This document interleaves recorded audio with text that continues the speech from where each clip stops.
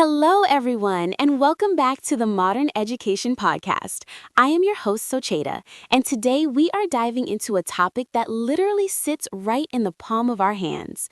We are on episode 24, and the energy in the studio is just electric today because we are talking about mobile learning apps and their impact on student academic performance. It is such a pleasure to be here with you, Socheda. As an educator who has seen the transition from heavy physical textbooks to tablets and smartphones, I find this specific evolution absolutely fascinating. It has changed the very fabric of how students interact with knowledge. It really has. I see students on the bus, in cafes, even waiting in line, just tapping away at their screens. But the big question we are tackling today is, are they actually learning? Does this digital convenience translate into better grades and deeper understanding, or is it just a high-tech distraction? That is the million-dollar question. And the answer, like most things in education, is beautifully complex. It is not just about the device. It's about the pedagogy behind the app. When we look at the data, we see a significant shift in engagement levels when apps are designed with cognitive science in mind. Engagement is such a buzzword, but I can see it happening. I recently tried a language learning app, and I found myself addicted to the streaks and the little badges. It felt more like a game than a chore. Is that gamification a major factor in student performance? Absolutely. Gamification taps into our brain's reward system. When a student earns points or levels up in a math app, their brain releases dopamine. This makes them want to return to the task. Instead of seeing a math problem as a hurdle, they see it as a challenge to be conquered. That psychological shift is powerful for long-term retention. I can see that, but I also worry about the flip side. Sometimes I feel like students get so caught up in the game part that they miss the learning part. They might be fast at tapping, but are they slow at thinking? You have hit on a very valid concern, Socheda. This is what we call passive versus active interaction. If an app just requires mindless clicking, the academic impact is negligible.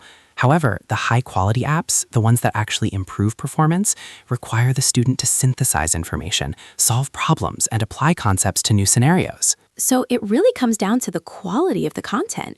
I want to talk about accessibility for a moment. In many regions, not every student has a laptop, but almost everyone has a smartphone. Does this bridge the equity gap in education? It is the great equalizer of our century. Mobile learning removes the walls of the classroom. A student in a remote village can access the same world-class lectures from Harvard or MIT as a student in a major city. This democratization of information is perhaps the most emotional aspect of my work. Seeing a student thrive because they finally have the tools they need, it is quite moving. That is a beautiful way to put it. I can almost feel the impact of that. But let's get into the nitty-gritty of academic performance. Are there specific subjects where apps seem to work best? I hear a lot about languages and coding, but what about the humanities or complex sciences? Research suggests that subjects with clear objective rules, like mathematics, coding, and linguistics, benefit most immediately from mobile apps because the feedback loop is instantaneous. You get an answer wrong, the app tells you why right away. In the humanities, apps are becoming better at fostering critical thinking through collaborative platforms and interactive storytelling, but it's a different kind of growth. Thoughtful pause. Instant feedback.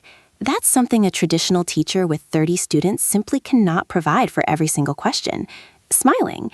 I suppose the app becomes a sort of 24/7 personal tutor? Exactly. A tutor that never gets tired, never gets frustrated, and is always ready to repeat the same lesson 10 times if that's what the student needs. This personalized pace is crucial. In a classroom, if you miss a concept, the teacher often has to move on.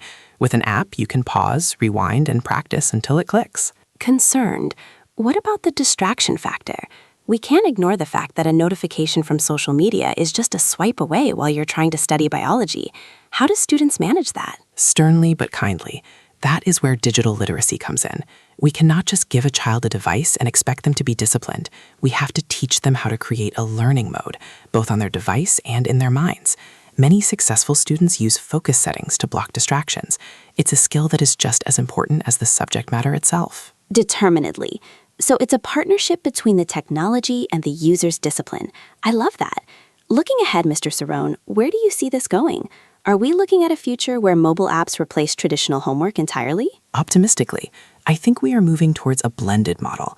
Traditional homework is evolving into interactive missions on mobile devices. I see a future where AI within these apps will predict where a student will struggle before they even get to the problem, providing preparatory exercises to build their confidence. It is a proactive approach to education. Excitingly!